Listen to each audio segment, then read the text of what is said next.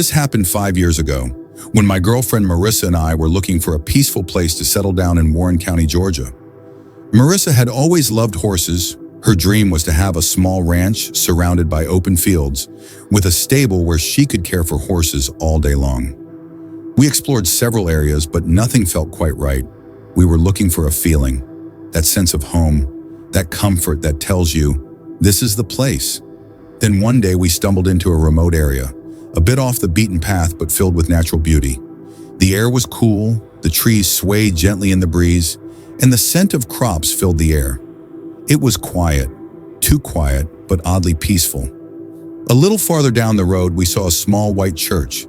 It looked straight out of an old movie, plain but charming, with peeling paint and a wooden steeple. A few cars were parked in front, but that's what caught our attention. They were all vintage, models from the 70s or 80s in pristine condition, like they just rolled off a classic car show. Maybe there's a service going on, Marissa said, intrigued. I shrugged. Could be. Want to check it out? She nodded. As soon as we stepped inside the church, an icy chill ran through our bodies, despite the warm sun outside. The lighting was dim. A handful of people sat silently on the wooden pews. Their faces were expressionless. No smiles, no nods, no greetings. It was as if we had entered a different world where time had stopped. We quietly took a seat near the back. An elderly man stood at the pulpit, speaking in a low, rhythmic tone. But we couldn't understand a word he said. It wasn't English, nor any language I could recognize. Marissa leaned closer and whispered, I think it's an old language. Latin, maybe?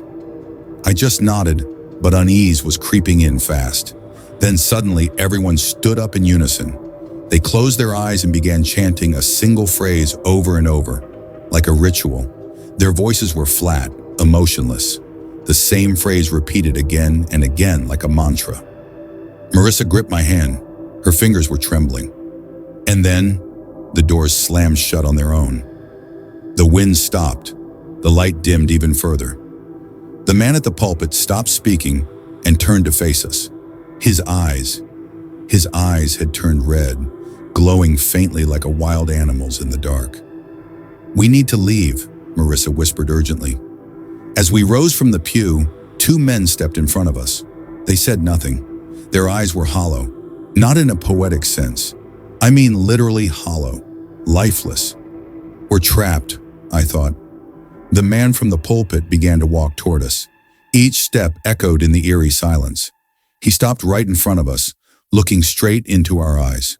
You are strangers, he said slowly.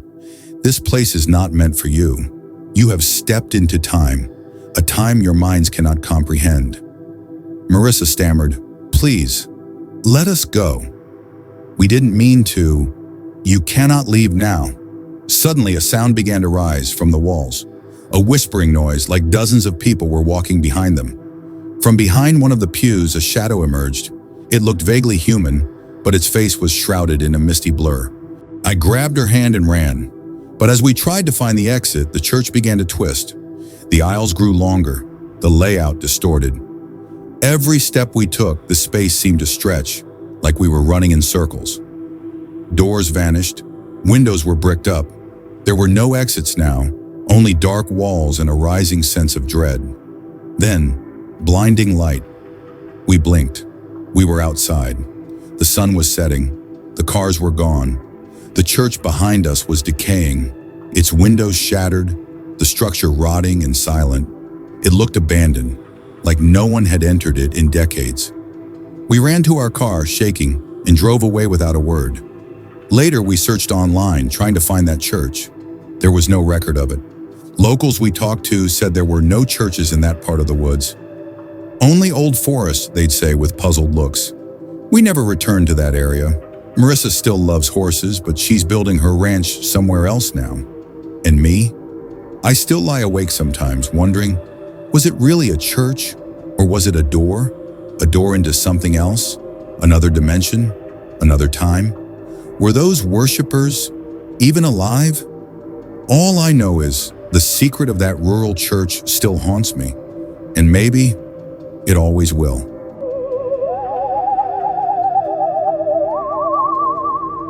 Back in school, I had two close friends, Jason and Brian.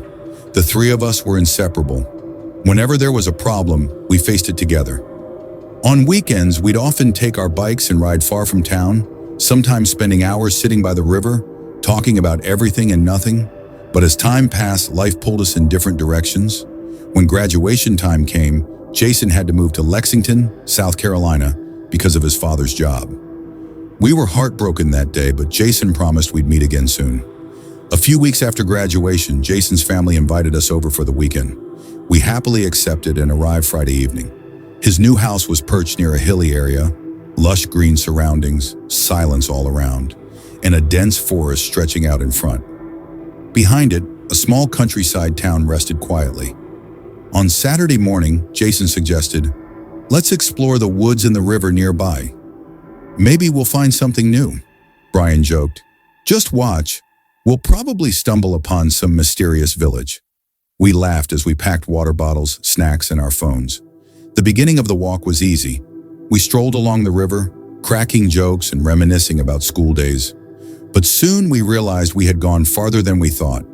The sunlight was slipping behind the trees, and even the river's sound was growing faint. We couldn't tell whether we were going uphill or downhill. There were no signs, no paths, no roads. Worst of all, our phones had lost signal. Brian started looking worried.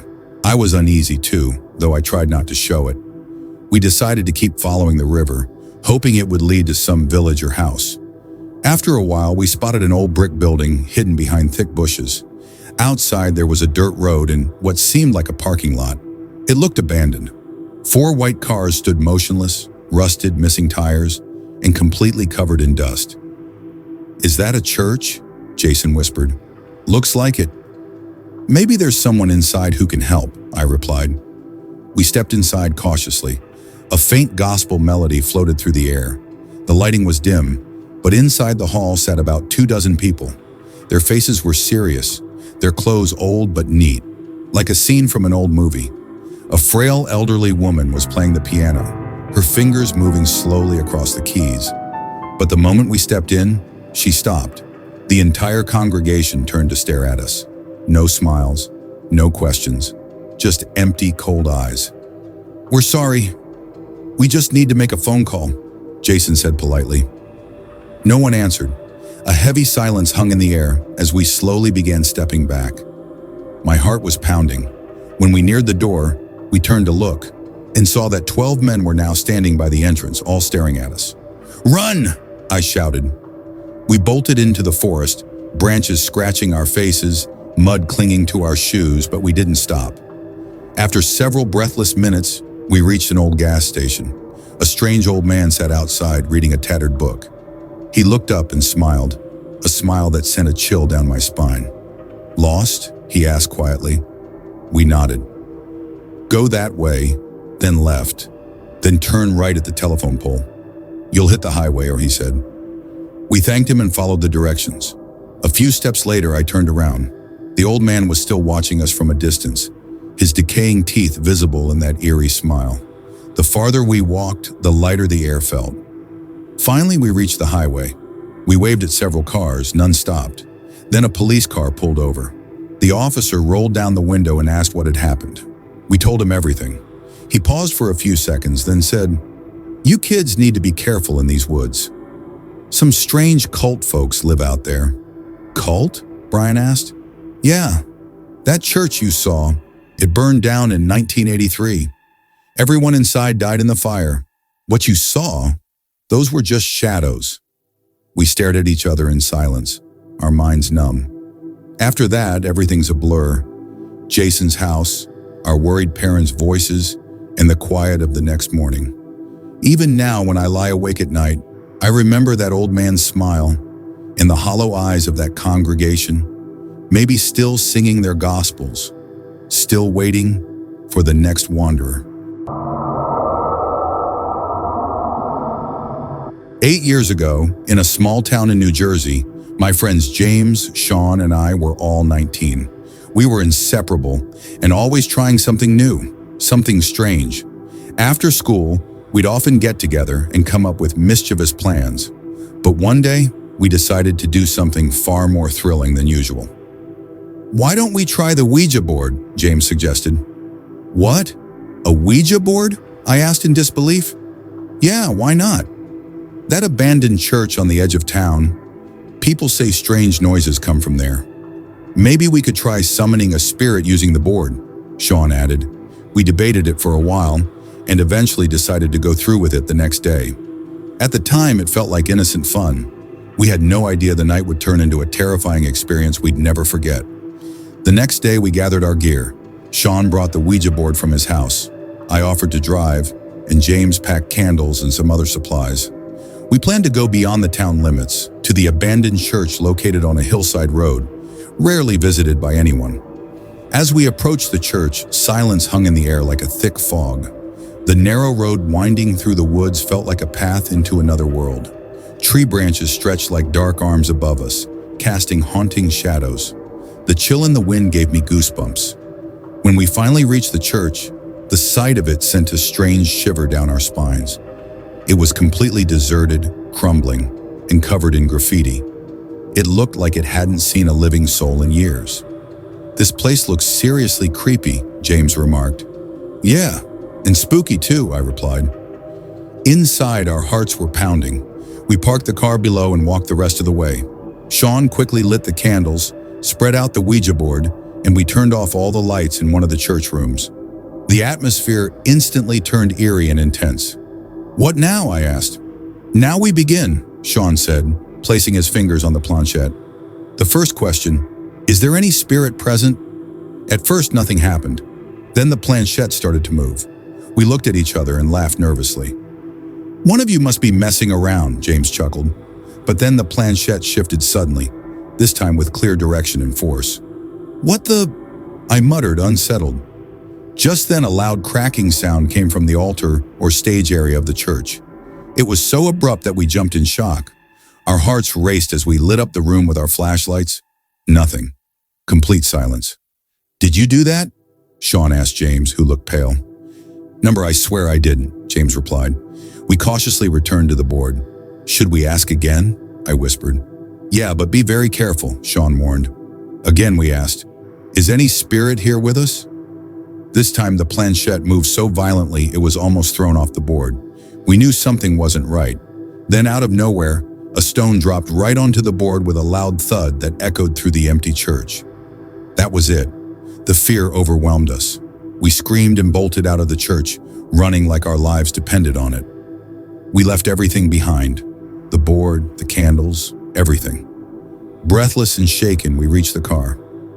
Sean said, "That was insane. What did we just do?" We got our answer the very next day. James and Sean decided to go back to retrieve the Ouija board, thinking maybe our minds had played tricks on us. But when they returned, the board was gone. The candles were still there, untouched. "What? Where's the board?" James asked, stunned. "We have no idea, but there's definitely something in here," Sean whispered. "Maybe the spirits we summoned took it," James said half-jokingly. Even now, the three of us still wonder. Did we actually summon a spirit that night? Or was it all just a series of coincidences playing with our minds? But one thing is certain, that abandoned church, that Ouija board, and everything that happened still haunt us to this day. And whenever we meet, we always drift back into those chilling memories.